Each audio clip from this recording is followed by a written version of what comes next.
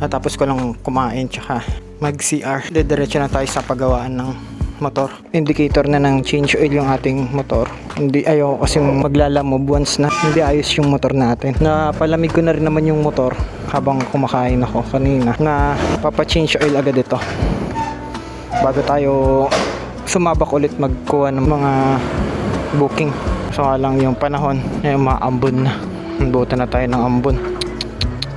Wag naman sana umulan. First day of the week pa naman ngayon. At yung kinita natin ngayon ay mauuwi lang sa papa-maintenance. Lapit lang yung paggawaan dito sa aming banda. Dito na ako nagpapagawa ng motor. Kaya kapag may aberya, dito lang ako tatakbo.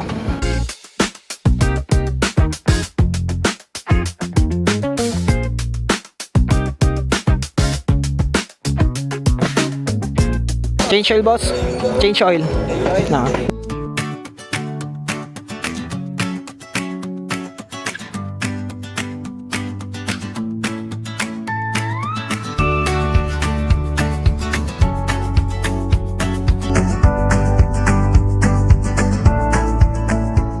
Magkano lahat, boss? Ano lang? 520. Thank you, boss. Yung ating kinita. Nauwi sa ating pa-maintenance. Murang-mura lang dito. Okay lang, boss, maano ka sa video? Hey, mahirap kasi mag-boardlord eh. Thank you, boss. Salamat. Thank you. Okay, yan, maganda na yung tunog ng motor natin. Yun mga paps, may nakuha tayong North Caloocan to South Caloocan 194 priority. Okay, tawagan ko lang.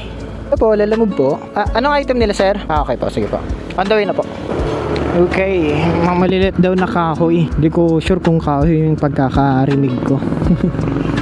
Dahil nawala yung ating ating Bluetooth connection sa ayan, gamit ko 3X Pro para sa comms.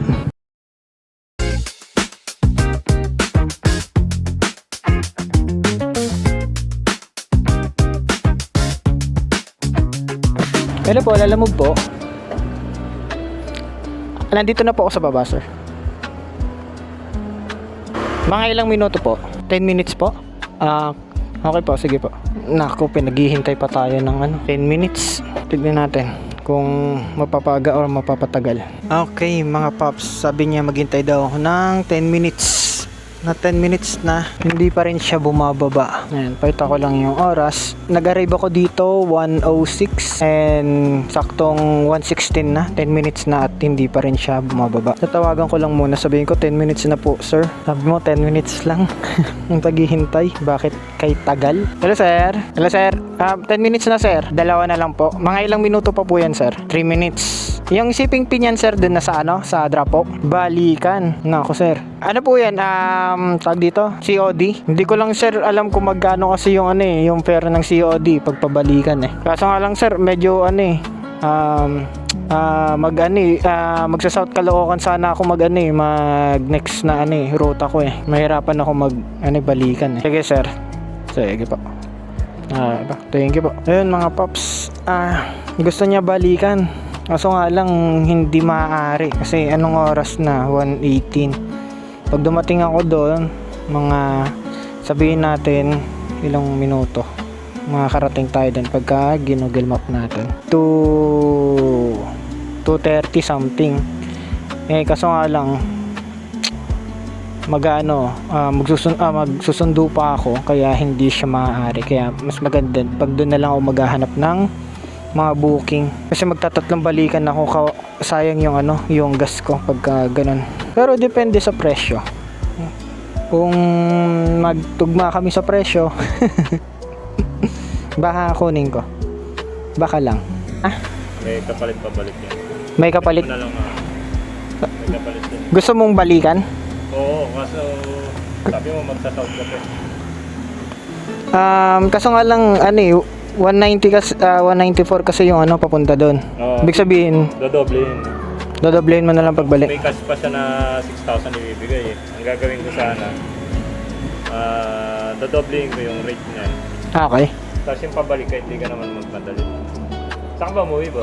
Diyan lang ako 7B. Kasi nga alam may susunduin ako sa Valenzuela. Pero kung balikan ako, dodoblehin mo yung ano.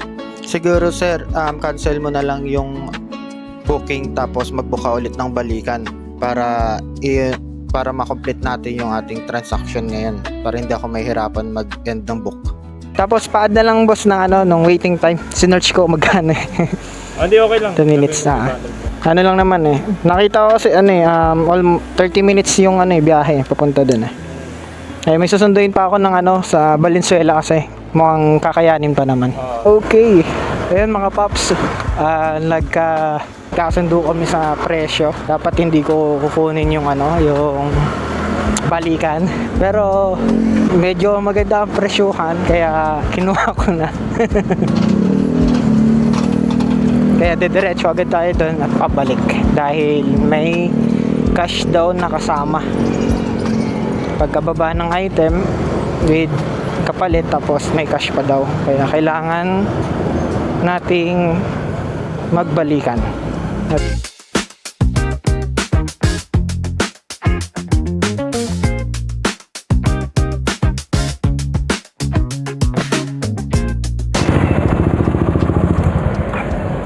Boss Chris po. Bilis po. Priority. Wala na kasabay.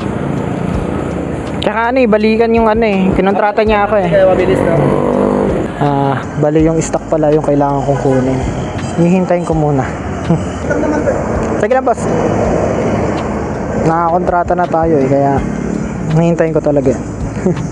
Pina-customize niya yung ano, yung kanyang motor. Gagawing ano, carbon lodi lahat. Ayan.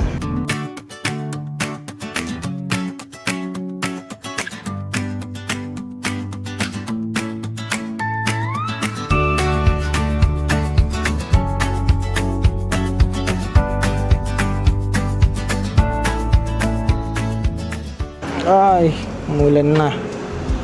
Hindi mo sana lumahas. Kailangan ko na ring coveran tong cellphone kasi along the way ba mamaya biglang umulan ng malakas. Yes, mahirapan ako mag-cover. Mas magandang ready na rin. Mukhang lalakas na yata ito. Siguro na ako, jacket na ako. Baka malakas ng ulan dun sa ano, North Caloocan. Mas maganda ng handa kung sa basa. Kailangan ko na kapote. Siguro last ano ko na to, last lalamove ko na. Or pagdating ko doon, depende kapag kami nakuha akong ano, booking, sasabay ko papuntang Valenzuela. Kailangan talaga niya matapos makakabit lahat bago umalis. Kaya kailangan natin hintayin. Kahit ulanin tayo. 1, 2, 3 1, 2, 3, 4, 5, 6, 6, 3. Okay, inulan na tayo mga pops.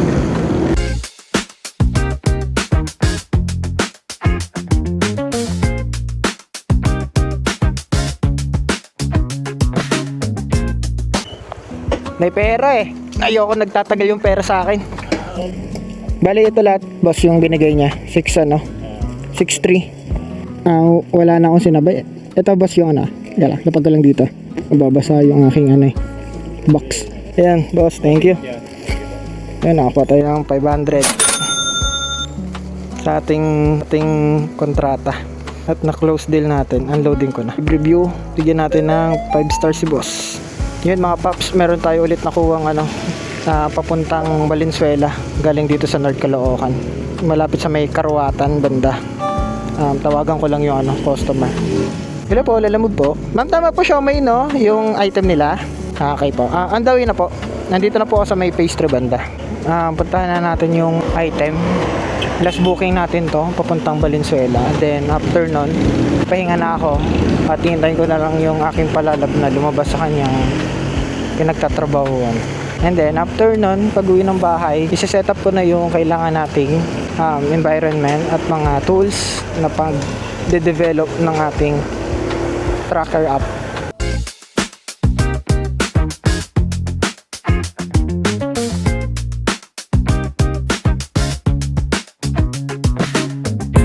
Isang plastic bag na siomay.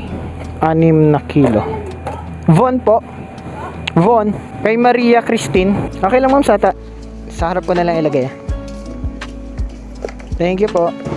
Okay mga paps, rekta na ako papuntang Valenzuela. Pagkatapos ko i-drop na ito, pupughintay na lang ako dun kay Palalab na lumabas siya. So mahirap maghintay siya. Mas maganda tayo yung naghihintay. Mahirap magalit ang dragon.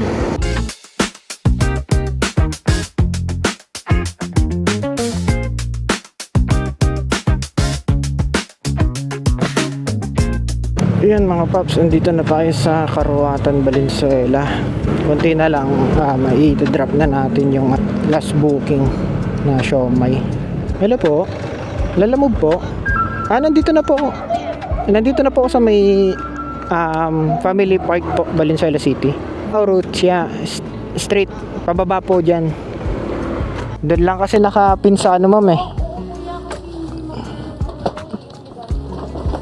Picture ako lang po.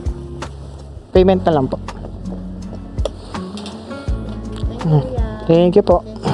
Okay lang po. Meron tayong 120 ang ating last booking. Thank you po. At dahil dyan, bigyan natin ng 5 star. Uy. 5 star si madam. Oh, may huli. Kaya ingat-ingat. So pagka nakita kayo ng police at hindi kayo kompleto ng gear, yari kayo, huli kayo. Ay, nahuli. I-off ko na yung aking lalamove up. Off duty na ako. Off duty. Dahil ako'y pagod na. Ayun mga paps, yung ating journey ngayon hindi ganun ka smooth at hindi rin naman ganun ka pangit. Dahil kumita tayo ng 500, 600 ngayong pagkatapos na ma-change oil natin. Kumbaga nabawi ko lang yung change oil kanina. Kumbaga na-hit ko pa rin yung 1K pero nabawasan dahil sa maintenance. Yan.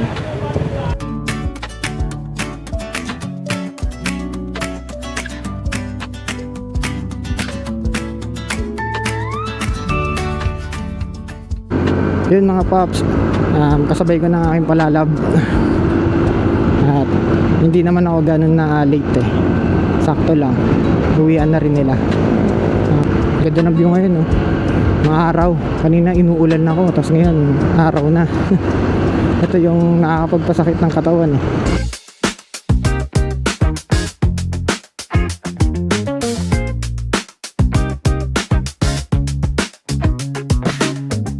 Yun mga paps, nakauwi na tayo galing sa pamamasada.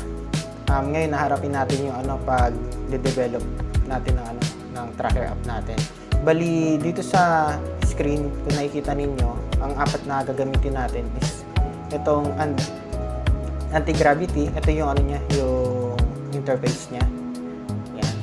Then yung sumunod, itong Visual Studio, ganito yung interface niya pagka in-open nyo. At ito naman yung Android Studio, ganito naman yung interface niya pagka binuksan nyo. Then lastly, yung Git GUI, ito naman yung interface niya. Ito yung version control. Mag-i-start muna tayo sa anti-gravity. Papa-install ko lang muna sa kanya yung Flutter. Habang nag-process yung anti-gravity natin, i-set up ko na rin yung phone natin para sa emulator ng app natin. Kailangan natin i-open yung developer option sa cellphone. Makikita niyo yun sa yung build number sa i-double hit, multiple tap niyo lang para mag-open yung developer option. Makikita niyo yun, ayan, yung developer option naka-open na. So, open lang natin yung USB debugging. Open lang natin. Okay lang. Then, natapos na yung analyzation sa pag-install ng Flutter. Pagka nakita na natin yung implementation plan, tapos na natin, okay naman. Pwede na natin siyang para dire-diretso na siyang i-install ni anti-gravity. Gandahan dito kay anti-gravity, maliban sa implementation plan, may kita ka ditong task kung ano yung ginagawa niya. Hassle-free na siya. Hindi na natin kailangan pang manual configuration or manual setup ng mga dapat na natin gawin. Basta basahin lang natin na maayos yung mga ini-implement niya ni anti-gravity. Halos patapos na yung yung pag setup ng anti-gravity sa Android app natin. Bali, kung makikita ninyo, ito dito sa Visual Studio, ito na yung pinaka tracker app natin, Android. Nakapangalan niya is Tracker App Android. Ito yung mga file natin. Tapos ito na yung sample Android, sample codes na try natin iparan sa Infinix sa cellphone natin, sa Infinix na cellphone na gamit ko. Tapos nang buuhin yung anti-gravity yung application natin, try natin kung gumagana ba siya or hindi, para i-check natin kung maayos ba o hindi. Kailangan may mag-appear na application nito. Pagka wala, ibig sabihin may error, kailangan natin fix. Pagka nag-run na yun, siguro dun ko muna i-close yung video na to, at para mapag-aralan pa natin kung ano yung mga dapat pa natin gawin sa ating tracker app. Yun, nakita nyo?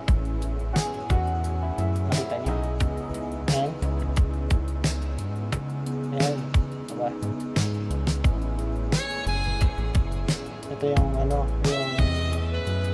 Ito yung app natin, kung mapapansin ninyo. Ulit natin. Ayan.